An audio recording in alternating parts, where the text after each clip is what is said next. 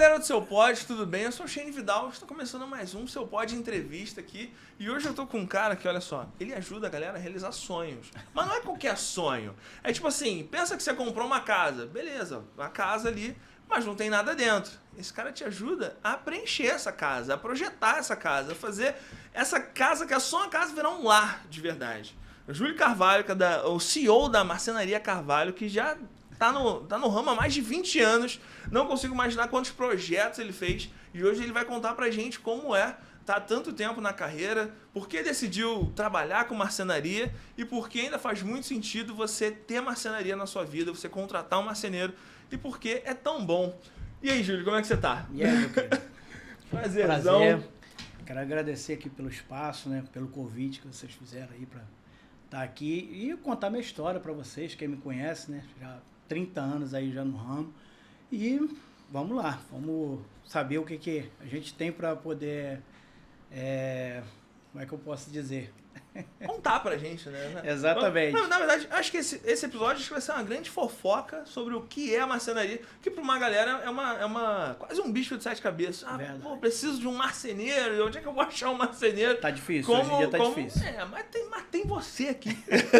Não tá tão difícil que eu te achei. Tá difícil, mas estamos aí. Mas, Júlio, me diz uma coisa, cara, assim, como você falou, tá difícil. É uma profissão que talvez até, sei lá, em alguns anos ela possa vir a acabar. Mas como é que ela entrou na sua vida? Como é que você decidiu virar marceneiro? Então, para eu contar essa história para vocês, tem que voltar aí uns 2 anos antes de eu começar a minha caminhada na marcenaria. Porque, na realidade, o meu ramo, o que eu queria para minha vida era mecânica. Então, sempre tive muita vontade de, desde criança, ver como é que funcionavam as coisas. Chegava a desmontar carrinho, então sempre tive essa paixão.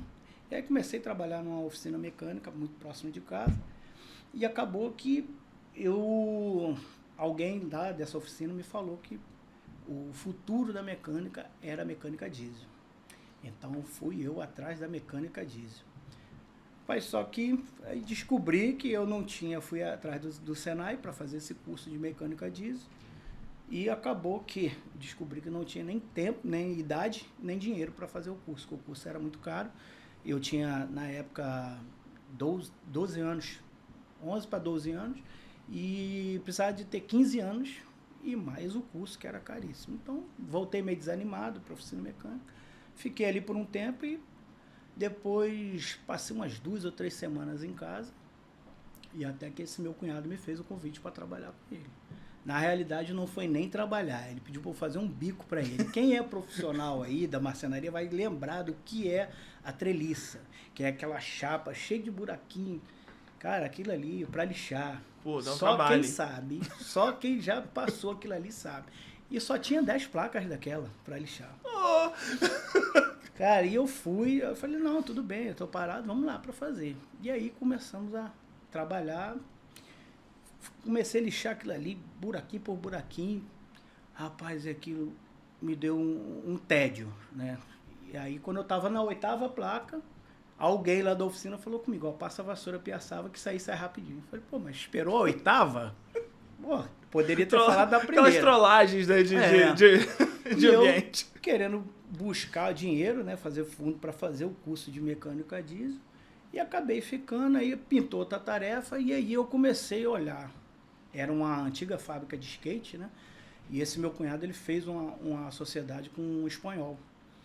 E daí eu comecei a olhar a marcenaria com outros olhos. Falei, pô, será que isso aqui, de repente, não seria uma boa? Que é uma profissão legal, você vê as formas. E aí comecei, e fui indo, e acabou que tô aqui, 30 anos nesse ramo. Cara, muito legal. E é muito legal ver como, na verdade, a vida ela é doida, né? Você foi no Senac, você começou na mecânica, aí foi no Senac para um outro lugar e hoje está aí na marcenaria. Agora, cara, te fazer uma pergunta, assim, né? Hoje, quando a gente olha, né, pro cenário da marcenaria, né, e a gente pensa que existem também grandes lojas, né, de tipo... Sim. Eu não vou falar o nome aqui, né? Só pra a galera ter referência. Tipo, Casas de Bahia, Ponto Frio, elas vendem imóveis também, né? Sim.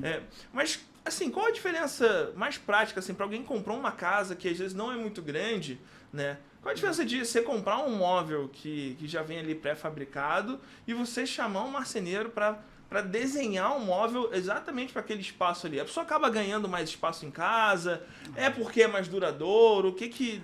Isso é uma pergunta interessante, né? Porque, assim, na realidade, são dois mercados totalmente diferentes, né? Porque o pessoal que compra nessas casas, o material, ele é muito inferior. Porém, o preço também é muito inferior ao da marcenaria. A marcenaria hoje, que faz móveis planejados, ela se torna muito cara por conta dos produtos ser muito melhores. Entendeu? Então, assim, tem o custo-benefício. Tem pessoas que fazem o custo-benefício da coisa. O preço A, o preço B, o preço C. Então, vai de cada orçamento. Agora, só que o nosso mercado, ele não está voltado, né, para esse público, exatamente. Porque esse pessoal, eles estão procurando o quê? Preço. E a marcenaria, ela fica até 3 ou 4 vezes mais cara do que um móvel desse. Então, para essas pessoas que procuram, não valeria a pena você procurar uma marcenaria. Então, e os produtos são as qualidades são muito diferentes, né? São muito diferentes. Então, é isso.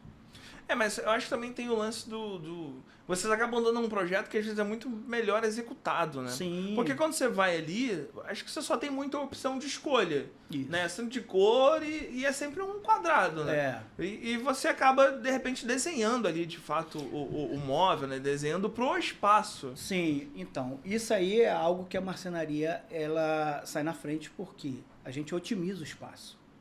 Então, se você tem um espaço pequeno, a gente vai otimizar o seu espaço para que você não possa perder, porque você já tem um espaço pequeno. Imagino que eu coloque um móvel grande, totalmente desproporcional do tamanho. Então, isso aí, a gente faz o projeto, a gente tem os projetistas que fazem esses projetos para a gente, para você poder otimizar o espaço. Porque esses móveis prontos, eles já vêm com a medida. Então, na realidade, você tem que adequar o seu espaço a essas medidas já existentes. A gente faz exatamente o contrário. A gente vai adequar o móvel às medidas que você tem. Então, com isso, você acaba ganhando. E muitas das vezes as pessoas não colocam isso na ponta do lápis, porque acaba saindo muito mais caro. Você pegar um móvel desse, colocar, olhar e você vê que você não tem algo que ficou satisfatório. Ficou uma coisa meio que encaixada, meio que jogada. Já a marcenaria planejada, ela não tem isso. Você vai ver o seu espaço totalmente tomado. Então, na verdade, nem é luxo, né? É uma questão de você querer, de fato, aproveitar melhor o seu recurso monetário e o recurso da casa. Exatamente. Que já está construído, você não tem como. Não tem como Faz sentido você derrubar uma parede. Exatamente. Para botar um armário. Exatamente. Mas, fazendo mais uma pergunta ainda nesse comparativo, né? Que é muito fácil, né, a gente achar um móvel já pronto. Cara, quando a gente pensa em durabilidade, assim, né? E aí você não precisa falar de anos, se não for possível, mas em média, né? O quanto dura, tipo, um móvel que eu chamo a Carvalho para fazer, ou um móvel que eu acabo comprando em qualquer loja de departamento dessas como um todo? Então, a durabilidade, na realidade, ela mudou muito da marcenaria, ela mudou muito. Porque antigamente, há 30 anos atrás, quando eu comecei a aprender, as cozinhas eram de fórmica, compensado. Então você levava um tempo absurdo para você produzir aquilo ali. Porém, móveis que nós fizemos na época que eu trabalhava com meu cunhado, muito provavelmente esses móveis ainda estão no lugar ainda. E a gente está falando de 30 anos. Então, assim, obviamente, isso mudou. Já não tem uma durabilidade mais desse móvel, porque isso também acaba impactando na economia também. Porque se você faz um móvel de 30 anos, provavelmente eu já não vou atender mais aquele cliente. Dependendo da idade dele, eu já não vou mais atender ele. Então, assim, isso impacta também na economia. Então, o que acontece? Tanto é que os primeiros MDF que saiu, esse MDF ele não inchava. Isso aí foi a primeira chapa que saiu, foi uma chapa chilena, tem mais ou menos 25 ou 30 anos também, quando eu comecei a aprender. Essa chapa chamava Trupan. Essa chapa ela não inchava. Nós colocamos um cavaco de madeira dentro de um recipiente com água, ficou 2 semanas e não inchou. Então, assim, era algo muito durável. Porém, não pôde ficar. Por quê? Você ia demorar muito tempo para fazer outro móvel. Então, a qualidade é um pouco mais baixa, tá? Isso de uma forma geral. Você pode ir em qualquer loja dessa daí, que a durabilidade vai ser a mesma. Hoje, uma cozinha aí que a gente faz, dura em torno, se tiver, obviamente, um cuidado, chega a durar aí uns 10 anos tranquilamente. É muito tempo. É bastante tempo. Bastante tempo. Bastante tempo. Então, assim, essa durabilidade vai depender muito também do uso, né? Não, eu fiz questão de fazer essa pergunta, porque às vezes a pessoa pensa no valor que é alto, mas, pô, se você pegar o valor, pô, e diluir em 10 anos, pô, saiu, às vezes saiu muito mais barato do que o valor do imóvel que você vai comprar numa loja ali, né? Um armário, um armário de cozinha, né? Sem contar que você tem a vantagem de você estar fazendo exatamente aquilo que você quer.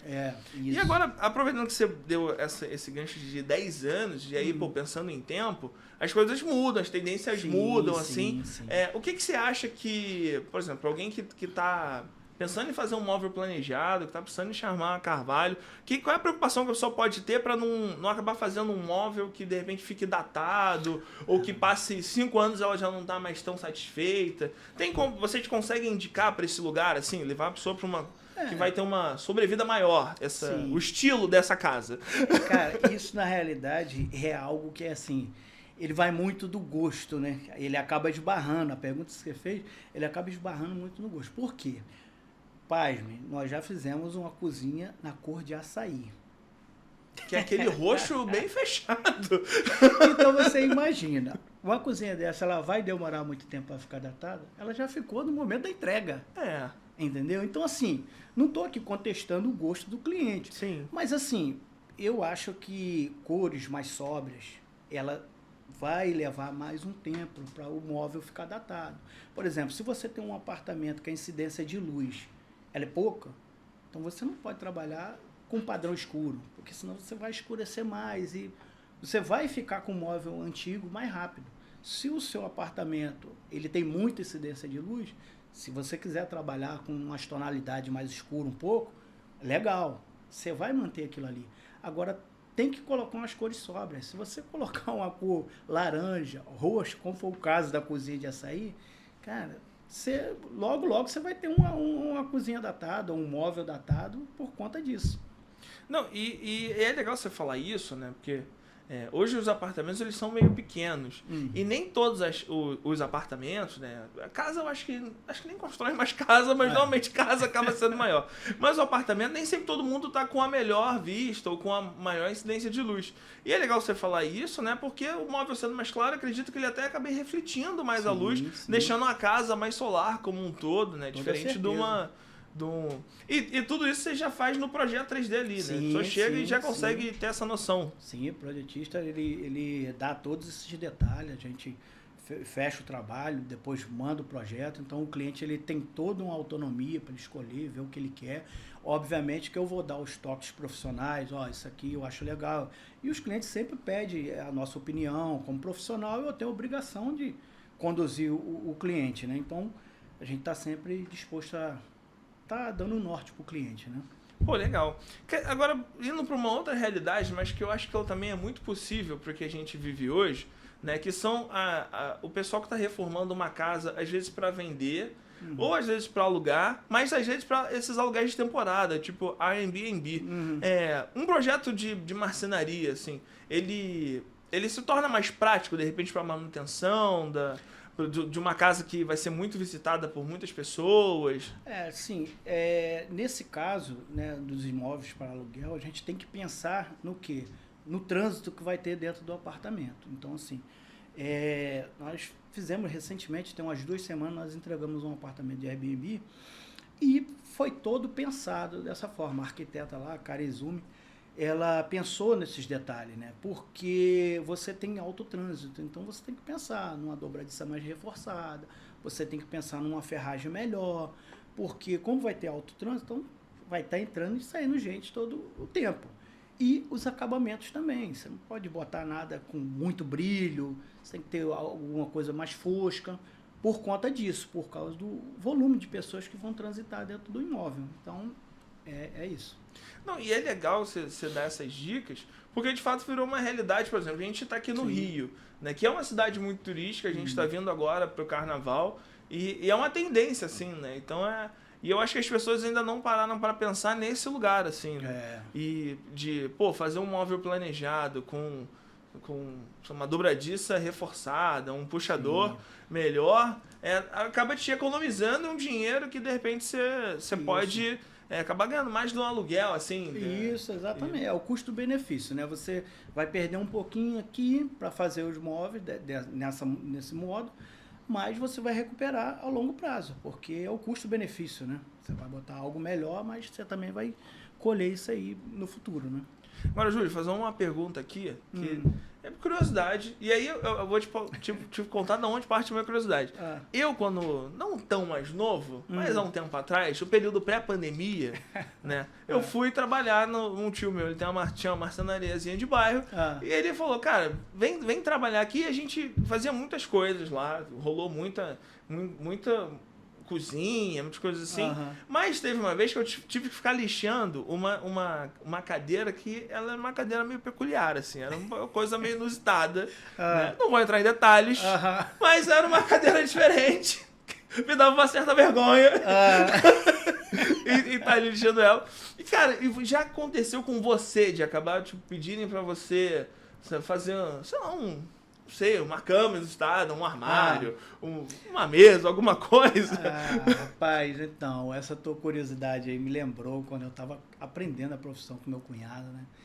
Esse cara, ele tem uma representação na minha vida muito grande, né? Então, assim, a gente começou a trabalhar, a gente estava fazendo uma mansão ali no Joá, e o que acontece?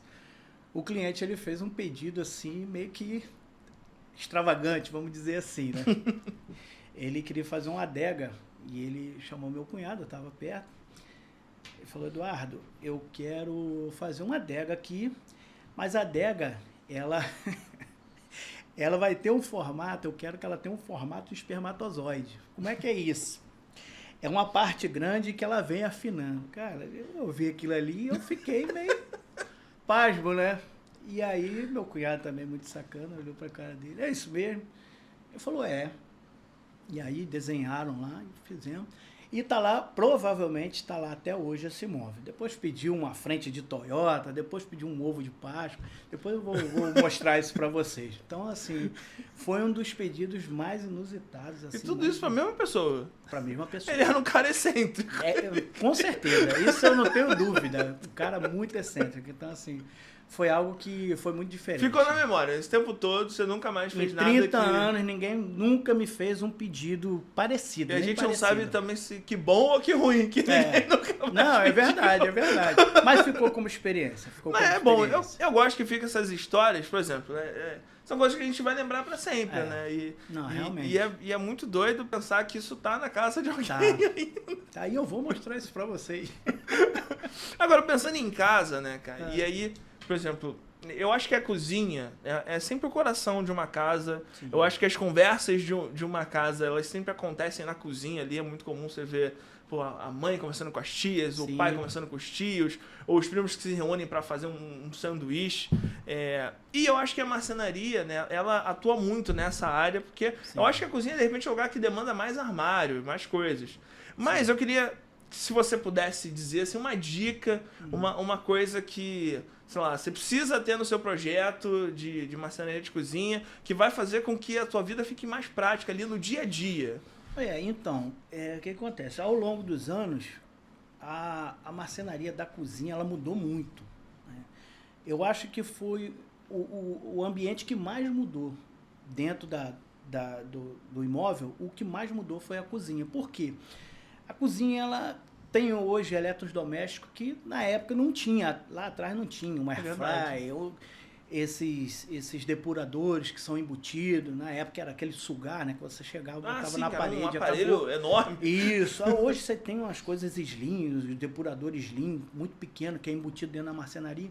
Então, assim, mudou muito, né, a cozinha foi o cômodo que mais mudou, porque você tem muitos eletrodomésticos hoje, e hoje tem se otimizado muito espaço. Por exemplo, antigamente você não tinha aqueles gavetões para você guardar tampa de panela, um desses tabuleiros grandes. Hoje você tem esses gavetões. Uma coisa que nunca teve dentro de cozinha, e de 20 anos para cá, todo mundo que faz uma cozinha quer isso, que é o porta-tempero.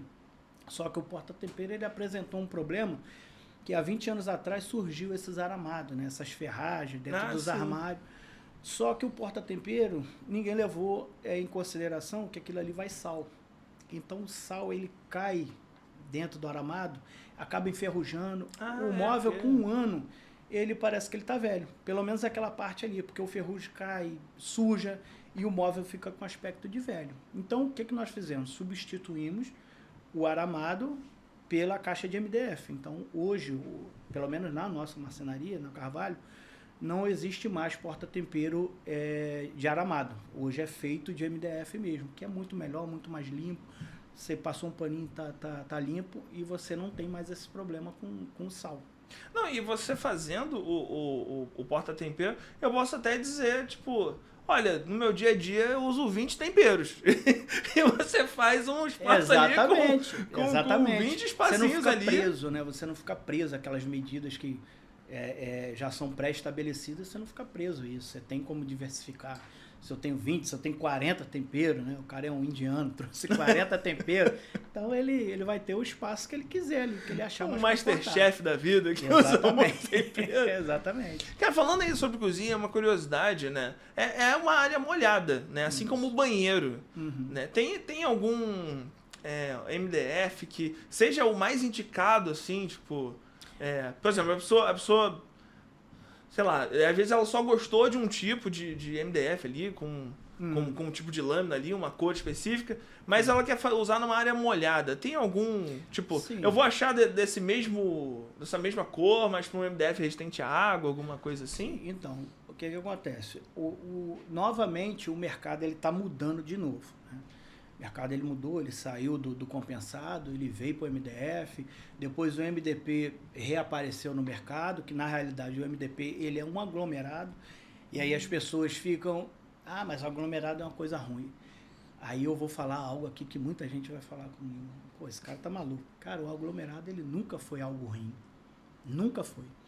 O aglomerado, muito pelo contrário, ele era de altíssima qualidade. Eu não sei se você vai lembrar de uma fábrica que tinha na Avenida Brasil chamada Gelli. Olha, eu acho que eu já ouvi histórias. Então, todos os móveis da Gelli era feito de aglomerado. A gente faz muito trabalho lá no Forte de São João, que é na Urca, lá no Exército, e eu chego lá para reformar os apartamentos, a maioria dos apartamentos lá são esses móveis da Gelli. Os móveis estão lá. Isso a gente está falando de 40 anos atrás. E falando de um lugar que teoricamente é mais úmido, né? Exatamente. Perto a Urca está perto da praia e está perto da mata. Exatamente. Então, assim, você tem móveis até lá. Até hoje você tem esses móveis lá. E a gente está falando de 35, 40 anos. Como é que uma coisa ruim dura 40 anos? Não dura. Agora, o problema foi que eles foram mudando a chapa e a chapa foi ficando ruim. Mas no começo nunca foi ruim, a chapa nunca foi ruim. E aí, como o mercado ele vem mudando muito, aceleradamente, tem aparecido nova chapa. Tem uma chapa aí que está o PVB, que é a prova d'água mesmo, você pode lavar o armário. E tem a WFP, que é uma outra chapa também que você pode lavar. Porém, eles ainda não têm um acabamento. Por exemplo, eu quero um acabamento desse aqui. Isso aqui eu acho que é um Rovere, se eu não me engano. Você quer um acabamento desse, você vai ter que revestir. Você vai ter que comprar uma chapa, uma folha e revestir. Você não tem. Já o MDF, ele tem algumas chapas que são ultra, que não é muito profissional, vende como uma prova d'água. Não é a prova d'água. Resistente à umidade. O que eu estou falando resistente à umidade com você? Caiu um pingo de água ali. Você secou, não tem problema nenhum. Seu móvel vai estar ali intacto. Viajou, passou uma semana fora, deu um vazamento num sifão, você vai perder o armário. Porque ele não é a prova d'água. Essa chapa de PVB e essa WFP, ela já é a prova d'água. Você pode jogar água. Nós fizemos uma cozinha recentemente na Barra, que foi até experimental. Eu mostrei para o cliente, levei ele na loja, mostrei para ele. Ele teve na nossa marcenaria lá. Mostrei para ele, o material é esse, Júlio, pode fazer. Então, eu fiz. Falei com ele, é uma chapa experimental, está chegando no mercado agora. O senhor quer? Quero. Pagou o preço, que é muito mais caro, e nós fizemos. Então, hoje você tem várias modalidades de ir para uma área molhada, porém você ainda não tem todos os acabamentos. A gente está caminhando para isso. Os fabricantes, eu estou sempre dentro de workshop, procurando, né, saber as novidades do mercado. E a gente está caminhando para isso, mas ainda não tem todas as chapas ainda. Ah, mas é legal que a gente vê que assim, quando a gente pensa às vezes na marcenaria, né, todo mundo pensa na madeira. Isso. E aí você tá falando de uma coisa completamente tecnológica. Isso. Né? Tipo assim, não é como se a marcenaria tivesse parado no tempo, né, que o pessoal ficava entalhando madeira. Você tá falando de tecnologia pura, assim, uma chapa que é resistente à água, que de repente, em algum momento vai parar de ser usado, de repente só para dentro de casa, mas ser usado de uma forma mais industrial. Sim. E aí, pensando nisso, eu queria te fazer mais uma pergunta, que é qual a diferença do MDF pro MDP? Né? E como um cliente, né, tipo assim, eu que não sou do ramo, consigo entender essa diferença e, assim, sei lá, não ser enganado se eu decido fazer uma coisa por mim mesmo. Ah, não, eu compro a chapa e tu só monta o armário. Porque tem isso, né? O cara, não, eu compro a chapa e aí compra qualquer chapa e tu tem que se virar pra montar o armário. Vira nos 30. Por isso que eu nem aceito esse tipo de proposta lá na nossa marcenaria, porque eu sei o que eu estou oferecendo, qual é o produto que eu estou oferecendo para o meu cliente. Por exemplo, a diferença, respondendo a tua pergunta, a diferença do MDF para o MDP, como vou falar de novo, o MDP não é uma coisa ruim. As pessoas, que o MDP é aglomerado. Cara, não é uma coisa ruim. A diferença é que o MDF você tem como usinar. O que é usinar? Você dá forma. Formas arredondadas, bordas arredondadas, você corta ele redondo. Já o MDP você não consegue fazer isso, porque como o floco da madeira ela é mais espessa, você não consegue fazer isso, ele esfarela quando você corta. Já o MDF, como é uma resina com a madeira mais fina, é o pó do eucalipto, então você consegue dar forma na madeira. E o MDP ele é mais leve, porém a diferença dele para o MDF ele é mais resistente a peso. E o MDP, por ele ser mais leve, ele não tem tanta resistência ao peso. Mas para fazer a caixaria, que a gente chama, problema nenhum. Ah, então já aconteceu de você misturar os dois materiais num projeto? Já na pandemia, o que aconteceu? A gente estava com muita dificuldade de receber material, porque nós praticamente não paramos. Todo mundo parou. Parou tudo, mas nós não paramos. Por quê? Deu um efeito reverso na realidade. Porque as pessoas ficaram muito apavoradas, todo mundo foi para dentro de casa, e aí o que acontece? Eu tenho cliente que trabalha 16 horas por dia. Esse cara, ele tem como chegar dentro de casa, olhar algo e falar, pô, isso aqui tá quebrado, isso aqui tá... Não tem. Cara, não tem. Então, no que ficou em casa, começou a reparar. Foi algo absurdo. Eu acho que não teve um período que nós trabalhamos tanto na pandemia. Porque era orçamento quase que diariamente. As pessoas pararam dentro de casa e tinham que fazer alguma coisa. Porque... até para desopilar a cabeça do momento, né? Foi um período que para além da pandemia, né, que já foi punk, né, internamente todo mundo sentiu muito medo. Né? Porque a gente não sabia ali... A humanidade nunca passou por isso. Né? Né? Então, assim, foi algo muito inusitado. E aí a gente fechava os trabalhos, terminava e não podia entregar. Porque as pessoas não queriam receber. Não, seu Júlio, segura aí, que quando passar isso aí... Daqui a pouco instala. Eu falei, rapaz, mas... E ficou lá as coisas entulhadas.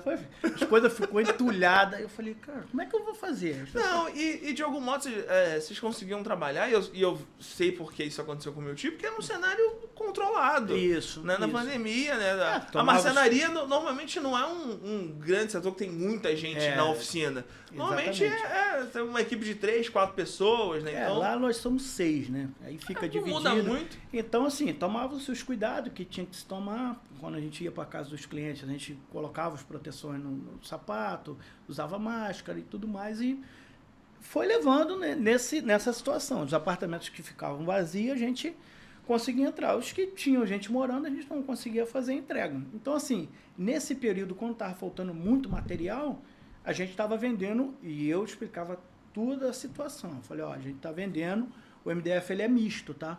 Possa ser que a sua cozinha vá como MDF ou possa ser que vá como MDP. Levava os dois, falava, não tem diferença nenhuma, assim, assado. Então, explicava tudo. Então, foi um período que a gente não tinha muita escolha. Às vezes você tinha alguma chapa de MDP, outra semana que você chegava lá no fornecedor, você só tinha MDF, então você tinha que trabalhar com essa dificuldade de falta. Então, foi o jeito que eu consegui para poder atender os clientes.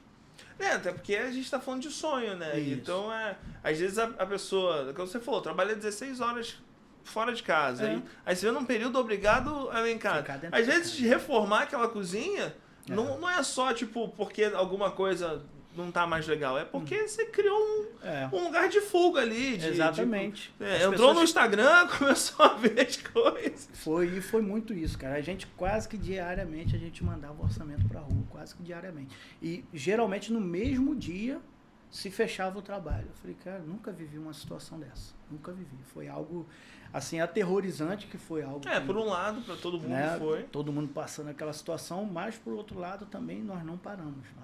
Paramos aí... Tiveram de fato muitos setores que cresceram. Assim, o Foi. e-commerce, eu sei que foi um setor que cresceu muito nesse É. período, né? Porque Muitos as pessoas imóveis foram entregues, né? precisavam consumir, compravam as coisas via internet. Né? Acho que o correio ele diminuiu, aumentou o prazo de entrega, mas ele nunca chegou a parar. Foi, né? foi Inclusive, algo... isso foi muito legal que o teve que muita o correio coisa fez. que foi acontecendo, tipo o home office. Ele se Verdade. difundiu muito dentro da pandemia, né? Então, assim, muitos mercados apareceram dentro da pandemia. Por exemplo, casa de pet shop venderam muito, material de construção que não parou, os mercados. Então, assim, deu um efeito reverso em muitos setores. Deu um efeito reverso por conta da pandemia. Né? Agora, Júlio, deixa eu fazer uma pergunta, cara. Como é que é essa coisa de trabalhar com o sonho das pessoas, assim, né, cara? Você vê... Sei lá, a pessoa às vezes trabalhou anos para comprar aquela casa ali, ou juntou um período para conseguir fazer todos os móveis planejados. Como é que é essa realização pessoal, cara, de estar nesse lugar? Cara, assim, para mim é muito gratificante, né? Porque eu entendo que a marcenaria, ela tem, eu acho que todos os setores deveriam ter isso também, ter o seu lado social também. Né? Então, assim, eu não olho só a marcenaria quando eu faço um móvel, termino, eu não olho só pro bem material, o dinheiro que está entrando na conta. Eu olho se o cliente ficou satisfeito, eu me chateio que muitas das vezes você não consegue atender as expectativas do cliente, porque tem muitas coisas envolvidas. A marcenaria é um ramo que você terceiriza muita coisa. A gente trabalha... Na minha época, quando eu comecei a aprender com meu cunhado, você não terceirizava tanta coisa, porque as coisas eram muito... Era só aquilo ali. Hoje em dia você tem muita coisa na marcenaria. Você tem vidro, você tem alumínio, você tem LED. Então você tem muita coisa que foge do teu controle. Sim. Então, o que acontece? Muitas das vezes atrasa o projeto, porque atrasou uma vidraçaria, atrasou uma porta de alumínio. Então, tudo isso vai dentro do projeto. Então, muitas das vezes, o que acontece? Eu, graças a Deus, tenho uma carteira de cliente muito grande e satisfeitíssimo. Agora, um ou outro você não consegue atingir e eu fico triste porque você está lidando com o sonho de alguém. Alguém sonhou com aquilo ali, abriu a porta da sua casa para te receber. Então, assim, é algo que é muita responsabilidade você lidar com o sonho das pessoas, porque quando a pessoa fica frustrada, eu também me frustro também. Sim. Como profissional, porque eu sou muito de me cobrar. Então, eu fico me cobrando, pô, será que eu poderia ter dado um melhor? Ou será que realmente o limite foi aquele ali? Então, eu me cobro muito disso. Eu estou sempre em evolução. Eu acho que o papel do ser humano nessa terra aqui é evoluir. Eu nunca fiquei parado num canto só. Cara, hoje eu estou aqui, né? Recebi esse convite de vocês, estou aqui. Então, algo que era imaginável para mim. Porque nunca que passava na minha cabeça que eu iria estar num lugar desse hoje, falando para o público, entendeu? Então... é de muita responsabilidade você lidar com o sonho das pessoas. Não, mas certeza que esse convite ele acontece porque, cara, você faz tudo com muito amor, você fala com muito carinho, Sim. Né? E a gente vê que, cara, é como você falou, não é sobre um móvel. Isso aqui, né? Tem um sentimento. A vida passa e isso aqui vai ficar. Né? Mas o sentimento que isso aqui causa nas pessoas, de felicidade, eu acho que isso é o grande... O grande barato de trabalhar com o público é igual, tipo assim, quando eu falo, pô, galera, meu trabalho é conversar. Então eu pensei, mas como assim conversar? Bater Mano, papo. conversar, eu sou tipo pensa num grande fofoqueiro que quer saber De tudo, de tudo. da vida das pessoas. Então Verdade. é isso, eu vou lá e faço perguntas, cara. E eu fico muito feliz porque também é sobre pessoas, cara. Né? E eu lembro que quando a gente conversou antes, né? Você até falou que, cara, que você tem uma vontade de criar um projeto, né? Levar a marcenaria mais à frente para outras pessoas. Você tem vontade de falar um pouco disso? Porque vai que alguém também tem essa vontade e já junta com a tua vontade. Então, poxa, o que acontece? Eu sou um cara que, eu sou muito ligado, não só no trabalho pelo dinheiro. Eu acho que a sociedade hoje, como um todo, né? Eu acho que ela está muito ligada ao lucro a todo custo, e eu acho que não pode ser assim. Então, assim, eu sempre pensei, quando eu comecei a trabalhar em marcenaria, fui aprendendo, eu sempre tive essa coisa na minha cabeça de montar uma escola para aprendiz de marceneiro. Essas escolas existiam, em São Paulo tinha muito dessas escolas. Eu me lembro que o nosso parceiro lá, Léo Madeiras, eles tinham um projeto muito legal, que eles pegavam menores carentes, eles tinham uma instituição lá, que os garotos embalavam lixa, fazia todas as embalagens dele, era por esses meninos. Isso foi um projeto muito antigo da Léo. Já fui muito na Léo buscar material. Então, o nosso parceiro há 30 anos, cara. Foi legal, cara. 30 anos que a gente compra com a Léo Madeiras. Então, assim, eu achava aquilo muito bacana, cara. E vinha, né, nas lixas, aí vinha que aquela embalagem tinha sido feita por menor aprendiz e tudo mais. Então, eu sempre pensei nesse lado. Por quê? Porque você não está fazendo mais profissionais. Hoje, a garotada, a molecada mais jovem, elas não querem mais. Você vê, para você achar um serralheiro hoje, um pedreiro mais ou menos, não é um pedreiro bom não, porque o pedreiro bom você não acha mesmo. É verdade. Eu conheço um pedreiro bom que está andando de Land Rover, só para você entender ao nível que a gente está chegando. Então, assim, você vê que não está se fazendo mais os profissionais. Então, isso é muito preocupante porque a profissão corre risco de acabar.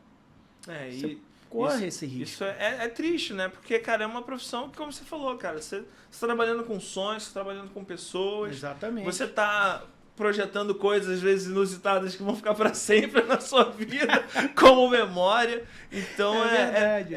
Eu acho que é isso, né? Às vezes, a tecnologia, ela tem essa coisa pô, é muito legal você ter um computador, né? Você trabalhar com câmera, mas é muito legal você ter uma coisa que você faz com a sua mão, assim, com um ofício, né? E eu acho muito maneiro vocês terem, que é um dom, assim. Eu acho que dá pra aprender, Dá. Mas, cara, já vi meu tio fazer armários assim, que eu fiquei olhando assim, cara, aí não vai caber um armário, não.